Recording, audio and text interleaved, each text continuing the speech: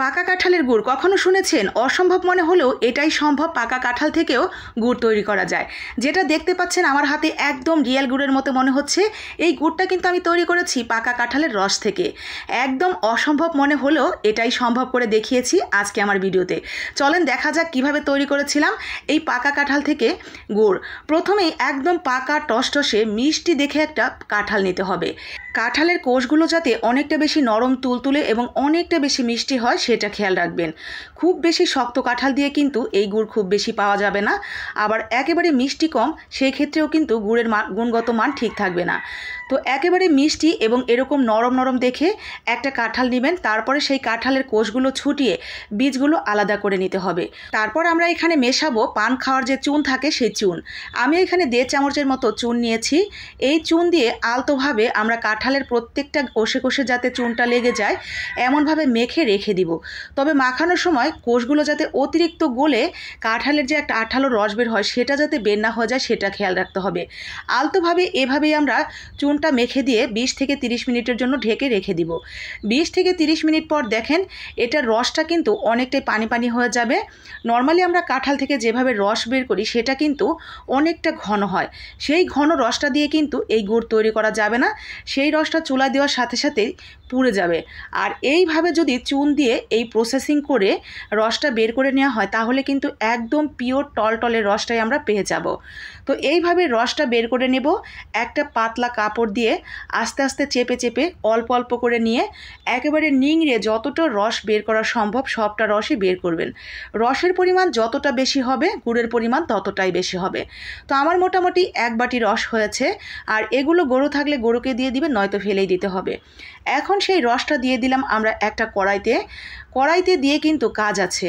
কড়াইতে দিয়ে আপনাকে অনবরত এখানে দাঁড়িয়েই থাকতে হবে এবং একটা চামচ নিয়ে নেবেন। এই যে উপরে যে গাদগুলো উঠে আসছে আমরা যে চুনটা দিয়েছিলাম সেই চুনের যে গাদ হবে সেটা এবং কাঁঠালের গাদ বের হবে একদম গুড় বানানোর শেষ পর্যন্ত। এই গাদ বের করার কাজটা আপনাকে একদম গুড় বানানোর শেষ পর্যন্ত করে যেতে হবে। আপনি যত বেশি গাদটা ফেলবেন আপনার গুড়টা কিন্তু ততটাই বেশি কালারফুল সুন্দর হবে আর খুব বেশি চকচকে হবে। তো আমরা কিন্তু এই গাদটা ফেলতেই থাকবো একদম শুকিয়ে যাওয়া পর্যন্ত।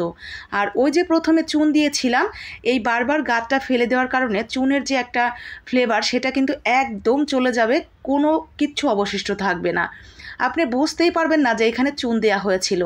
যত বেশি গাদ ফেলা হবে ততটাই বেশি এই রসটা টলটলে রসের মতো হয়ে যাবে, একদম ফ্রেশ হয়ে যাবে। কোনো বিন্দু পরিমাণ আপনার কাঁঠালের কোনো ফ্লেভারও পাবেন না যখন গুড়টা তৈরি করা হবে।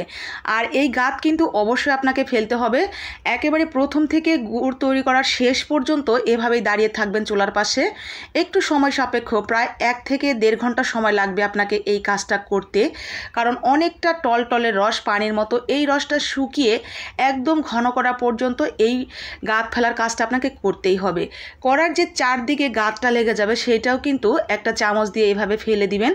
আস্তে আস্তে দেখবেন রসের কালারটাও গাঢ় হতে শুরু করবে আর গাদের পরিমাণও কমে যাবে।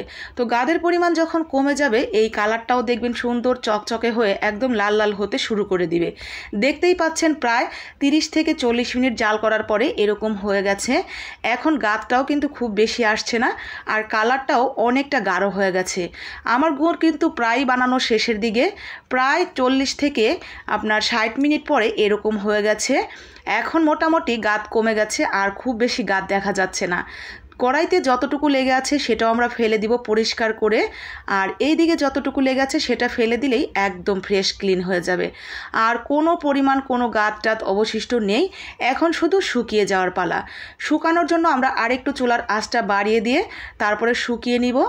আর এইটা যতটা আপনি ঘন করতে চান সেই অনুসারেই কিন্তু নামিয়ে নিতে পারবেন। তো এরকম যখন হয়ে যাবে তখন চুলার আঁচটা বন্ধ করে দিবেন, কারণ এটা শুকিয়ে গেলে আরও একটু ঘন হয়ে যাবে।